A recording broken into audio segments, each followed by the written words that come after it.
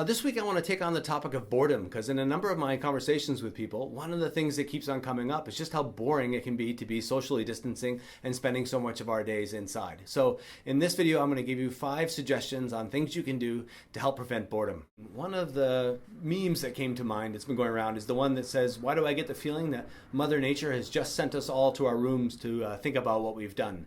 And it reminded me of when I was a kid and I would do something bad and my mom would send me to my room and I would get kind of defiant. Not enough to actually, argue back against my mom because that wasn't something that we were allowed to do.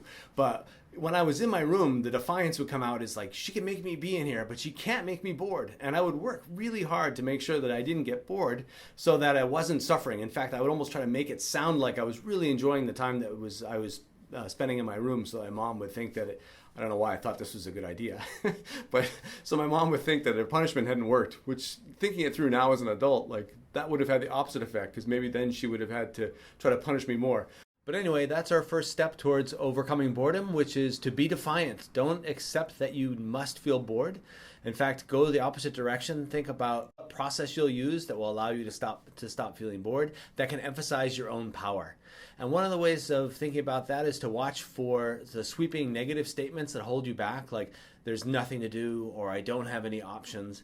It's like, I don't have any options, or I haven't found those options yet, or I haven't discovered the thing that I want to do yet, but that you will. So that attitude of defiance, of not accepting your fate, is a good place to start. The next step is to start noticing things. It's been said that creative people aren't necessarily better at doing things with what they have, but they're better at observing the things that they have that they can do things with. So that's your next task, is to make notice of all the stuff.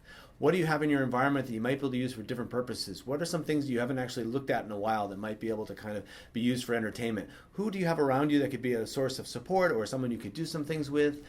What impulses do you have? If you have even the slightest inkling into something that you would be interested in doing, maybe that's your key for opening up a new pathway. Or if there are some things that you could add pretty easily that would somehow allow you to do something else, maybe identify those too. So if all you need is 2 paddles and a ping pong ball, and all of a sudden that's opens up some possibilities on how to improve your table tennis game, that's a direction worth pursuing. Now that you've noticed more about your environment, it's time to start brainstorming. And maybe you've done some brainstorming in the past, but the key here is to accept it all. Go for quantity, not quality. Risk being completely insane. Just get the ideas down of the things that you might be able to do with what you have now noticed about your environment. The next step is to start to identify what it is that you're going to do first. And what I would do is start with the easier things. So pick something that's quite easy that you can do, that you're interested in, and approach that. If it seems too simple, one idea is to give yourself a longer time frame than you think you would need, because you can use that time to actually explore it in more depth and hold yourself accountable. If you think something's going to take you 45 minutes, give yourself an hour and a half. Really stretch it out.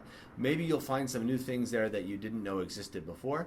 Another idea is to gamify whatever it is that you're doing. So if you identify a long-term goal, for instance, like you want to watch a series of movies in a film series, it's make the reward based on something you do before that. So for instance, before you could watch one of those films, maybe you need to go for a run down to the park and back. Or there's other things that you're going to put in place. You want to set up the living room in a certain way so that it's optimal viewing. It's like use those little sort of rewards as reasons for doing some other things, and that will keep you from getting bored. All right, thanks for stopping by. In the comments below, please leave suggestions on what you're doing to fight boredom or what you can do to gamify some of the ideas that you are working with. Also, thanks for subscribing, and I'll see you next week.